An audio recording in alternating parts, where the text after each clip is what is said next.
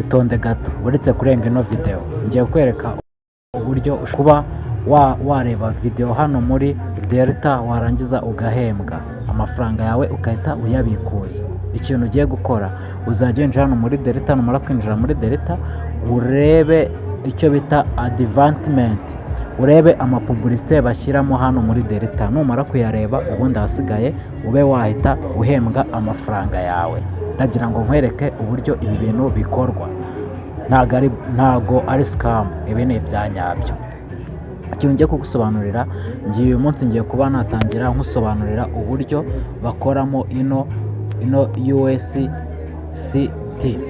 Iyi ngiyi niyo nshaka kuba nakwereka. Ndagira ngo nsobanurire aha hantu uburyo bahakoramo, ahasigaye ndaza nanagusobanurire uburyo ugize ikibazo ushobora kuba wakwandika ikibazo cyawe wagize bakaba bagikemura. Reka dutangirane, nizere yuko urimo kubyumva. Tugiye gusobanura uburyo bakora ano madolari. Aya madolari ahangaha ntuzajya winjiramo ukareba video, wamara kureba video irimo, video ziba zirimo nizo kwamamaza.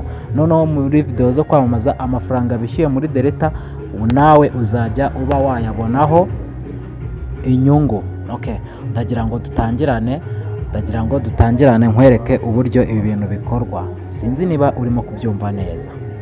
Ngiye kukwereka uburyo uzajya ureba hano publicité, wamara kureba publicité nawe ukaba wahembwa ku mafaranga nyiri publicité aba yaje kwamamarizamo hano muri no Delta. Nawe ukaba waza ukarebamo publicité, wayireba ukaba wahembwa ku mafaranga we yishyuye, ku mafaranga yagombaga kwamamarizamo hano muri Delta. Ibyo nibyo bintu ngiye kuba nakwereka muri aka kanya ka none. Tega amaso, utega amatwi, asigaye dukorane nkwereke uburyo ibintu bikorwa. Okay, ubu twamaje kwinjira hano muri no dashboard. Iyi dashboard niyo ngiye kubanza ngusobanurire.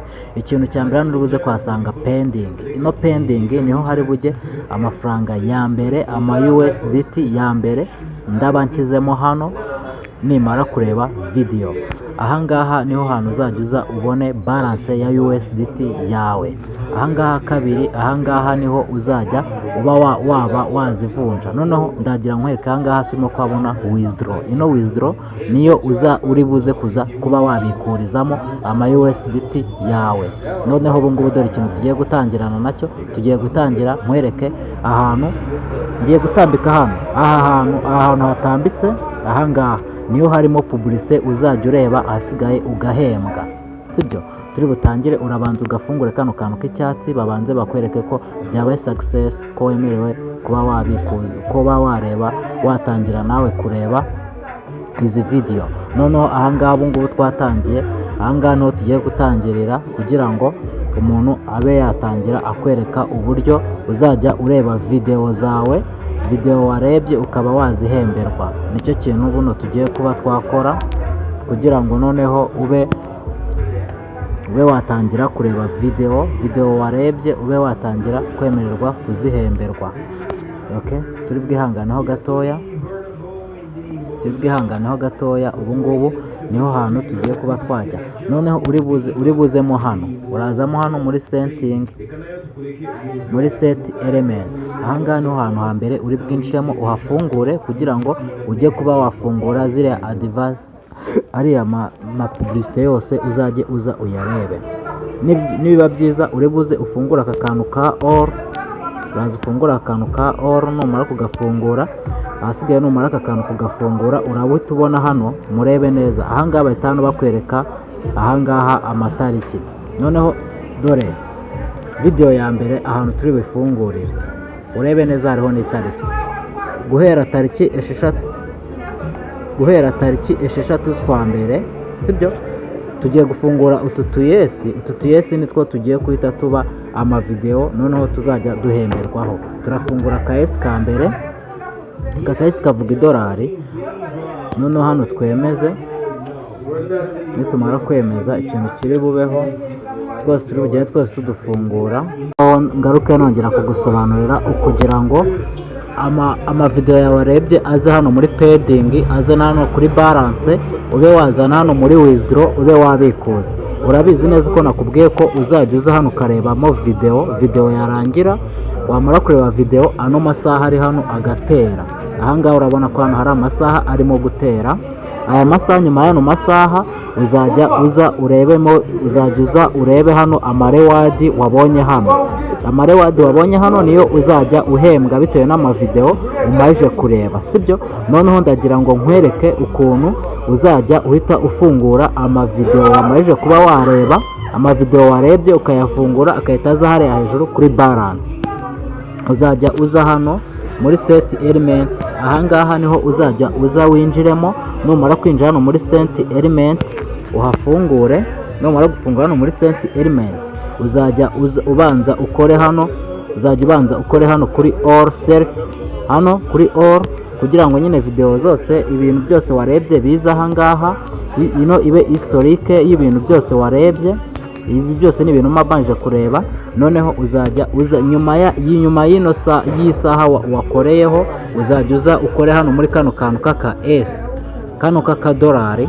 Okay, uzajya uza hano ukore muri kano kantu kakadolari. Numara gukora muri kano kadolari uhafungure.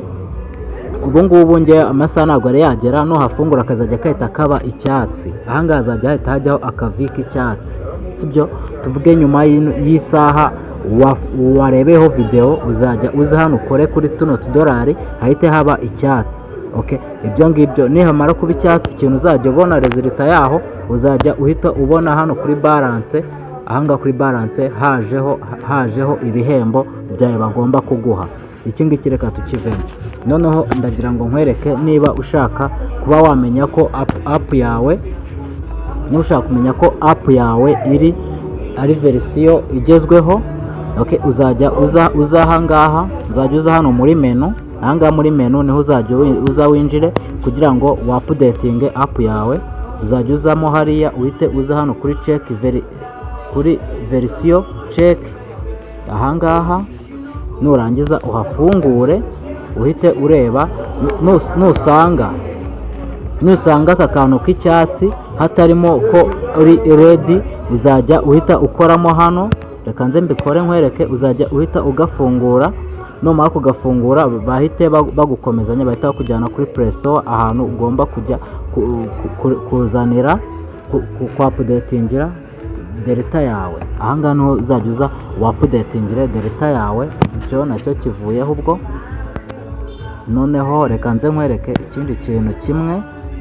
Kanze nkwereke ahantu ugize ikibazo ushobora kwinjiramo ahasigaye ukaba wamenyesha ikibazo cyawe.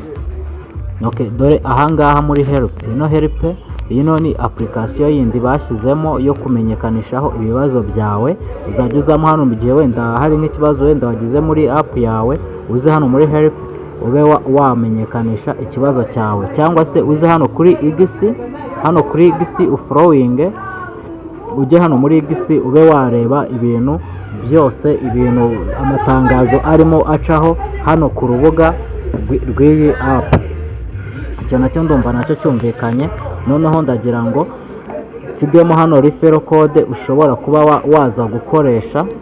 Nsigemo referral code ushobora gukoresha igihe wenda ushaka nko kuba hari nk'umuntu ushaka gutumira, cyangwa se igihe hari umuntu ushaka kwinjiramo hano. Ndagira ngo mbereke referral code ushobora kuba waza ugakoresha, ahasigaye ukinjiramo hano nawe muri no app, ugatangira ugakorera amafaranga, ugatangira ugashakamo amafaranga. Hano amafaranga arabikuzwa nta mikino.